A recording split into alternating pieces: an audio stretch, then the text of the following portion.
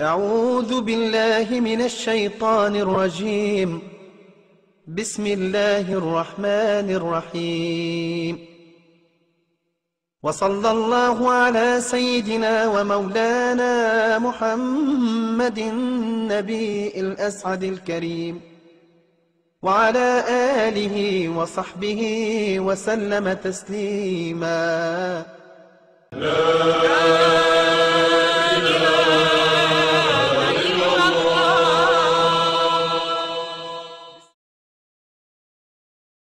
Il est bien connu que les gens les plus heureux sont ceux au cœur les plus légers, les plus pardonneurs et les moins rancuniers.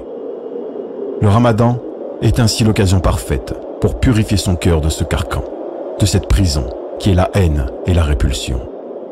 L'imam Ibn Taymiyyah, qu'Allah lui fasse miséricorde, disait qu'il n'était possible de goûter au paradis céleste tant que le paradis terrestre n'était pas atteint.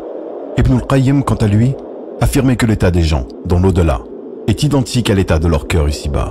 S'ils sont étroits, renfrognés et fermés, alors il en sera de même dans l'au-delà.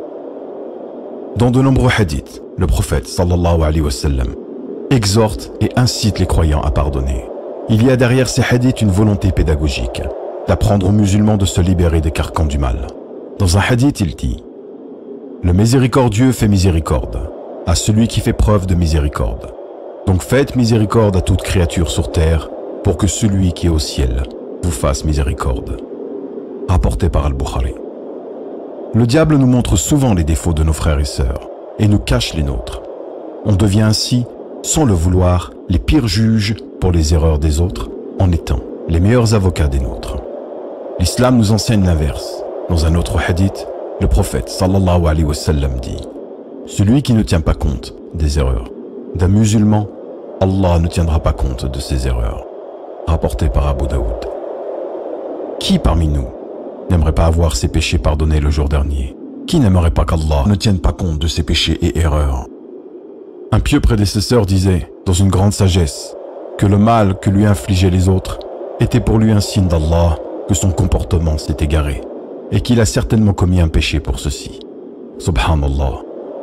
Quand on lui faisait du mal, il ne se plaignait pas en remettant la faute sur l'autre, mais il estimait que ceci provenait sûrement d'un de ses péchés passés. Que le mois du Ramadan soit pour nous tous le mois du pardon, du rapprochement, qu'il soit l'occasion et l'opportunité d'effacer l'ardoise de tout le passé. On a souvent le courage de prendre la décision de couper les ponts avec les autres, mais rarement celui de renouer les liens, car chacun dans son côté, on croit être lésé par l'autre. Ne pas les oublier, ne pas pardonner, c'est garder un poids sur son cœur, c'est prendre le risque de mourir le cœur gros, et c'est garder son esprit parasité par les erreurs des autres, alors qu'il devrait se focaliser sur les siennes. Prends donc l'initiative, mon frère, ma sœur, de faire le premier pas vers l'autre, l'autre que ton cœur a décidé de plus apprécier. Éduque ton âme à lui pardonner et tu verras. Au début, ce sera probablement dur, mais une fois que ce sera fait, tu sentiras ton cœur être parcouru par un sentiment de douceur et d'enchantement indescriptible. Ne pense pas une seule seconde à ce que va penser l'autre. N'aie pas de crainte qu'il te repousse ou te rejette. S'il le fait, alors tu seras récompensé par ton Seigneur. S'il ne le fait pas, alors tu seras récompensé par Allah et tu auras retrouvé un proche. Ne crois pas que pardonner, c'est être faible. Bien au contraire, c'est faire preuve d'une force surestimable, surmonter son orgueil, sa fierté mal placée, pour prendre contact avec l'autre. Profite, mon frère, ma sœur, de cette occasion du Ramadan, de cette vidéo, pour renouer avec tes proches, tes voisins, tes frères et sœurs dans la foi, avec qui tu es en froid. Si tu n'as pas le courage de les appeler, ou ne serait-ce que d'envoyer un message pour les inviter à rompre le jeûne, eh bien dans ce cas, envoie simplement cette vidéo à la personne concernée. Peut-être qu'à son tour, elle fera le nécessaire pour renouer les liens. Le Ramadan, c'est le mois du pardon d'Allah. Et quiconque croit au pardon d'Allah, croit également au verset suivant, derrière lequel nous devons tous œuvrer.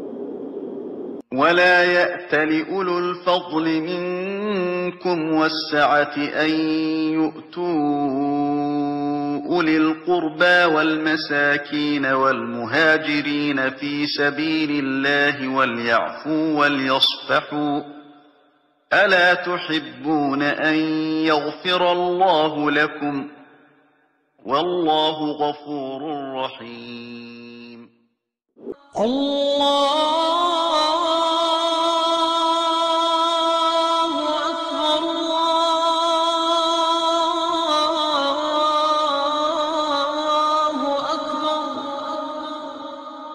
لا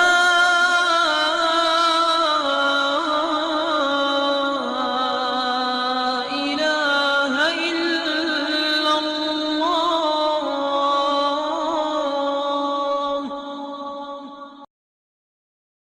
اللهم أهل علينا شهر رمضان بالأمن والإيمان والسلامة والإسلام والتوفيق لما تحب وترضى يا ذا الجلال والإكرام. اللهم أعنا فيه على الصيام والقيام. اللهم اجعلنا ممن يصوم رمضان ويقومه إيمانا واحتسابا لوجهك الكريم يا أرحم الراحمين. اللهم سلمنا لرمضان وسلمه لنا وتسلمه منا متقبلا وجعلنا فيه من الفائزين يا رب العالمين. والسلام عليكم ورحمة الله والبركاته.